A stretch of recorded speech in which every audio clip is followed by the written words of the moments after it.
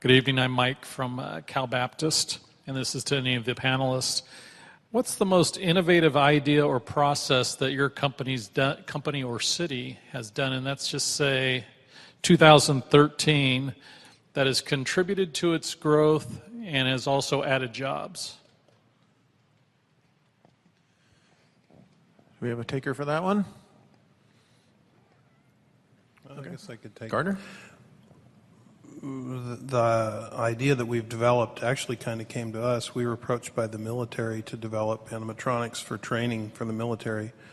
And I didn't invent the idea, but we seem to be kind of leading the forefront right now in doing that kind of work, doing simulated bad guys, so to speak, that normally they would hire role players to shoot back at them and be suicide bombers and things like that. And we're using animatronics now to train the troops before they go overseas. We're on phase 2 of that project right now, and we hope to do a lot more of that in the future. So we're kind of excited about that as a new emerging technology for us. So it jumps away from the theme park industry, but it also adds an opportunity for animatronics in a way that I never dreamed of, which is actually potentially saving lives because of its use. So which is pretty darn cool for us.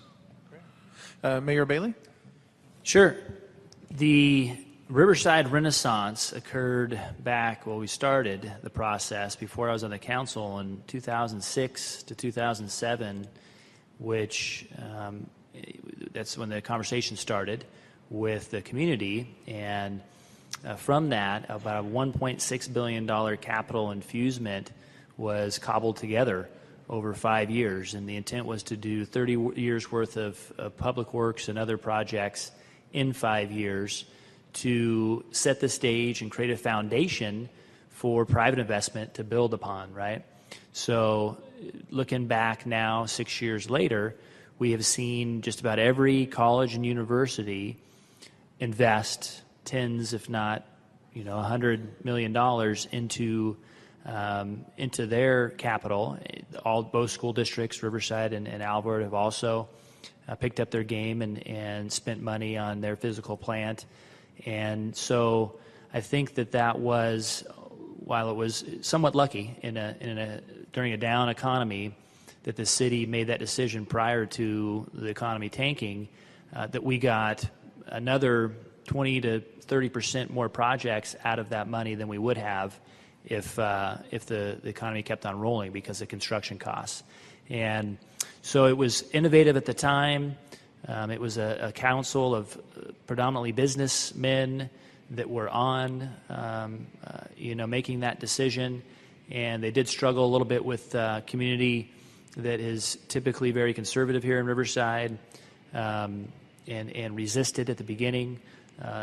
Resisted that innovative spirit and concept at the beginning of the conversation. And now, looking back, there is this expectation of what's next, and where's the next project going to occur, and when. And so we have to manage expectations now. We've kind of set ourselves up not for failure, but for some criticism in Riverside. And so just today, talk about innovation and the hopes for the next project that's going to encourage investment in Riverside and create jobs and focus that in an area. Anybody heard of redevelopment? In the state of California, we used to have economic development tool called redevelopment. The state took that away. So streetcars, and a streetcar was in Riverside today at 8 o'clock. They're loading it back up to take it to San Diego, which has a thriving streetcar and public transit system down there, which obviously is supporting their economic investment in downtown and around the city. But we're hoping that connects the university and colleges, 21,000 plus students at UCR, that definitely is some serious economic leakage out of the city by those students. And so we're trying to again, bridge them to downtown and then potentially to the rest of the universities and colleges in the city. Thank you. And Ambrose, did you have something to chime in? Basically, in 2010, we acquired the technology out of University of California, Riverside, and the technology held the potential of controlling the spread of mosquito-borne diseases, right? I would assume nobody here likes mosquitoes, right? And this particular technology right now, what exists in the marketplace, either deed-based applications, which are effective, but you really don't want to put it on your skin for too long. They're harmful, and that's a fact. Or a lot of natural products that exist on the market, but they really don't work. And this particular technology held the potential of literally blinding mosquitoes where they can't see human beings. And we can all appreciate the potential of controlling the spread of mosquito-borne diseases. It's not just in Africa and malaria, it's dengue, West Nile virus, yellow fever, and the list goes on and on. It's a major challenge worldwide, and it's a technology that we acquired because that's our business model, where we acquired the technology and fund it, commercialize it, and really with the goal in mind to take a technology and a discovery that could help save a lot of lives and take it out to market. So after 3 years of working on this technology as a small business in the city of Riverside, we realized about 8 months ago, we realized that we actually have a product that could be seriously disruptive worldwide and it's a new way to controlling the spread of mosquito-borne diseases. You can just imagine the impact when you have a potential technology. For the past 60 years, nothing like it's been done. No approach like this has been taken before. But as a small company, we realized that we're really holding in our hands a serious technology that could change the way we control the spread of mosquito-borne diseases. The challenge was, as a small company, we did not have the budget to actually go out and put the words out, right? Unlike the big boys who can afford to put $30, $50 million or $100 million in a campaign, we could not afford to do that. So in 2013, about 8 months ago, 6 months ago, we decided to go to the crowd, which is the core and the heart of our model of engaging the crowd to turn discoveries into global solutions. We actually went out and we engaged the crowd. We asked everybody worldwide to help us do the very first field trial in Africa with this particular product, which is called Kite Patch. We kept our fingers crossed. We wanted to make sure that everybody knows about it. But like we all know, when you take an initiative like this, reality is you really don't know if it's going to catch on or not. We wanted to raise $75,000 to take it to Africa in 45 days. The result was, in 4 days, we reached $75,000. In 45 days, we reached $557,000. 11,000 people around the world rallied behind us, which, the money's great, but to actually have, people around the world rallying behind you to really help a small business take a discovery like this and put it out on the radar was an amazing feeling. Schools around the country were actually just doing their own raises and sending us checks. Bill Gates personally tweeted about it about 60 days ago, which was amazing. And we felt it was a very creative approach, to your point, where even though you're a small company, you have to be resourceful and you got to look at your limitations as an opportunity. And we took that opportunity, we engaged the crowd, and literally now you can type Kite Patch online, and Africa, India Times, Singapore, North America, we created a global awareness of a product that could save thousands, if not hundreds of thousands of lives. Great. And that's great because that also transitions into our next topic, which is creative business funding. Where do you find the money to do these things? How do we fund these? We have these great ideas. They're unique. They're different. How do we find the money to move forward and do something that hasn't been done before?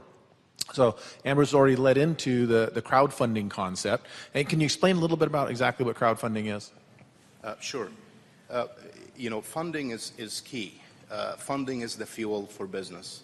And capital is obviously critical to a lot of businesses. And I'm not sure how many people here are familiar with the Jobs Act, but the capital landscape is changing dramatically.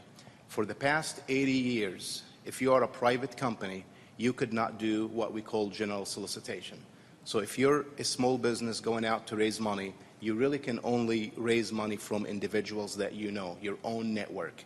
And typically those are, millionaires that can afford to invest. We call them accredited investors that can afford to invest in high growth, high risk ventures. So naturally, it was a very difficult, and it is a very difficult process, very limited capital out there, and frankly, it really kept, there were few areas like Silicon Valley that had the ecosystem and the investors base to raise money. Just about 60 days ago, I think September 23rd, there was a new law that was passed and signed by the President and finally became effective by the SEC, the Securities and Exchange Commission, where it's never been done before. In the last 80 years, it's never been done before, but now private companies can actually go out and do general solicitation. They can literally advertise their capital raise. I believe this is an opportunity where it's going to democratize entrepreneurship, it's going to democratize access to capital, and soon in Q1 of next year, another title will be passed or will be effective by the SEC, which is crowdfunding. And I'm not going to get into all the details of what that is, but crowdfunding is certainly a big change in the capital market right now. Okay, Mac, you have an airline. Airplanes are not cheap. Signing contracts with airports are not cheap. How do you fund a startup for an airline? Well, as you said, definitely airplanes are not cheap. Starting an airline is definitely one of the most capital-intensive businesses that you could ever jump into. And SurfAir definitely has found that challenge. Each one of our aircraft costs $3 million. And that's not something that I had in my back pocket or Wade, our founder, had in his back pocket. What we had to do is we really had to sell the vision that we had. And we sold that vision to investors, and we sold it to an accelerator. We actually worked through an accelerator in Los Angeles called Mucker Lab. And so we went through a consulting period with them. An incubator period is what they call it. And we were with them for about 3 months, and they took our idea and they helped us form it. They really helped us put some style to it, and helped us make some connections, be it marketing connections, design connections, VC connections, whatever it was. They actually convinced us to move out to Los Angeles from the East Coast, which is where we were originally going to start. So I think it was really showing that vision and getting people interested at the very beginning, which was key. And the passion that we had for the business was something that people really see when you're giving that pitch. And to be able to give that original pitch that really shows through your vision of the business and the passion you have for it is super important. So we went through the Mucker Lab Accelerator. We started pitching to VC firms. And the VC firms that we were actually pitching to were very different from where airlines typically go. And I think we had a lot of success there because we were showing people something that was unique to them. And they were interested in that aspect. And I say that we didn't go to typical aviation investors. We actually went to tech investors. And it was funny that we went to tech investors because they were interested in our product because they typically fund startups within the tech space. But we were a product that was going to enable tech startups to be able to run their business better because they could zip back and forth between the communities of influence. So we were basically a company that was helping the companies that they typically fund. And it was looking at it kind of from a little bit of a different angle, which kept people really interested in what we were doing. So that's how we raised a Series A and a Series B round of funding, and that enabled us to buy our first 3 aircraft. And we got those up and flying, and that was a huge feat. And so now we're using that momentum that we have to move towards pitching a Series C round. And that Series C round will enable us to buy 10 more aircraft and then really take our business model to the next level and prove that we can reach profitability at that point. But yes, going through those stages is very painful, and there were a lot of setbacks along the way, but it was the perseverance and the vision of the business model and the passion of the people that worked there that really enabled us to gain that funding. All right, thank you. We are going to take a short break, and about 5 minutes, and then we'll resume with another round of questions for the panel and a presentation from IO Riverside.